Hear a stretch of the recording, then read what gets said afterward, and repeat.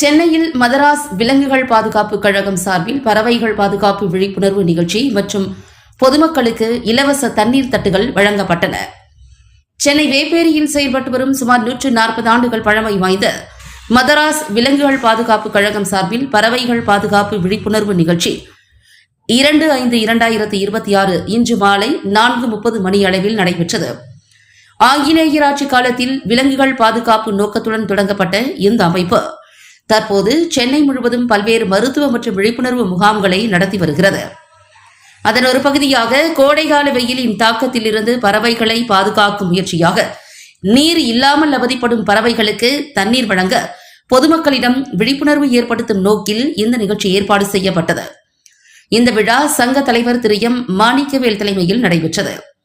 கௌரவ செயலாளர் திரு பி அன்பரசன் விழாவினை தொடங்கி வைத்தார். தொடர்ந்து பறவைகளுக்கு தண்ணீர் வைக்க பயன்படும் தண்ணீர் தட்டுகள் பொதுமக்களுக்கு இலவசமாக வழங்கப்பட்டன.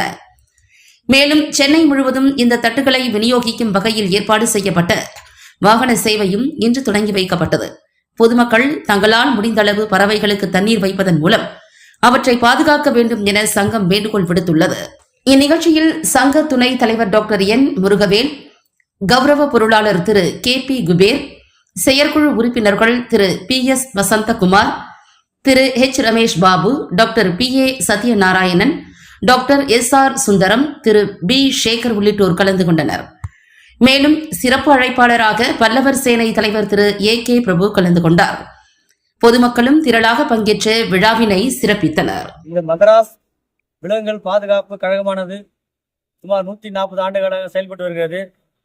கோடை காலத்திலே நீர்நிலைகளாக வற்றி நீர் கிடைக்காமல் அலைகின்ற பறவைகளை லட்சம் பறவைகள் இருக்கின்றன. நீங்கள் ஆடு மாடுகள்லாம் தண்ணி வைக்கிறதுக்கு மனிதர்கள் இருக்கிறார்கள். ஆனால் பறவைகளுக்கு யாரும் தண்ணீர் வைக்கிறதுக்கான அமைப்புகள் எதுவும் சரியாக செயல்படலை. இதெல்லாம் பொதுமக்களுக்கு விழிப்புணர்வு ஏற்படுத்தி தூண்டுதல் செய்வதற்காக பல ஆண்டுகளாக தொடர்ந்து நாங்கள் செய்து கொண்டிருக்கிறோம். எங்களால் எங்களுடைய வாகனங்கள் சென்னை உள்ள பல பகுதியில் சென்று இந்த பிளேட்டை தட்டை கொடுக்குறாங்க. இது ஒரு அவேர்னஸ் ப்ரோக்ராம் தான். பொதுமக்கள் எல்லாம் இந்த மாதிரி தங்களால் இயன்ற அளவுக்கு இந்த தட்டுகளை வாங்கி தன்னுடைய மொட்டை மாட்டை வச்சு தண்ணி ஊற்றணும்னு கேட்டுக்கொள்கிறேன்.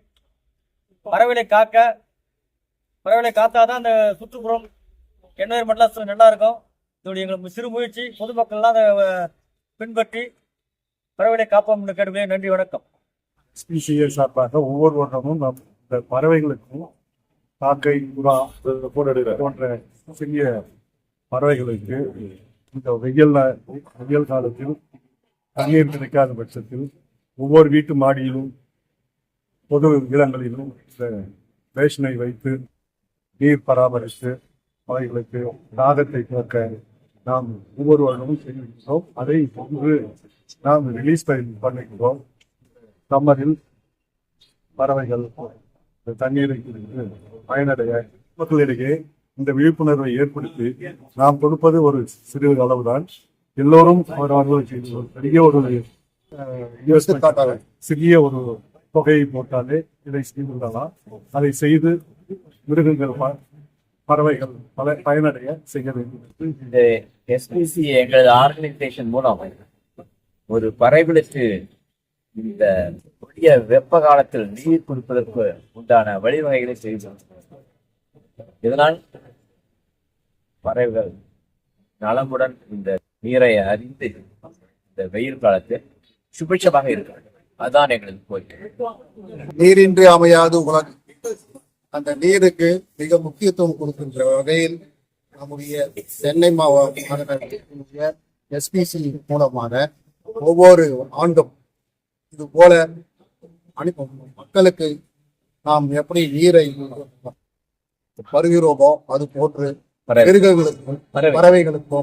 மிருகங்களுக்கும் பறவைகளுக்கும் நம்மால் இயன்ற அளவு இந்த சமயத்தில் கோடை காலத்தில் உதவி செய்ய வேண்டும் என்ற நல்ல நோக்கத்துடன் தொடர்ச்சியாக நாங்கள் செய்திருக்கிறோம்.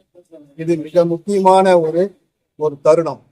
இது போன்று ஒவ்வொரு வீட்டிலும் ஒவ்வொரு நபர்களும் அவரவர்கள் வீட்டில் அவர்கள் குடும்பத்தில் உள்ள எல்லோருக்கும் தெரிவித்து அவர்கள் இந்த வாயில்லாத ஜீவன்களுக்கு நீரை பருகி ஒரு இயற்கை பலத்தையும் நேச்சுரல் கிஃப்டும் கொடுத்து இந்த தமிழ்நாட்டை வளமான நாட்டாக என்விரான்மெண்டல் சுற்றுச்சூழல் சூழ்நிலை சிறந்த நாளாக நீங்கள் கொண்டு வர வேண்டும் என்று நான் இந்த தருணத்தில் கேட்டுக்கொள்கிறேன். நன்றி, வணக்கம்.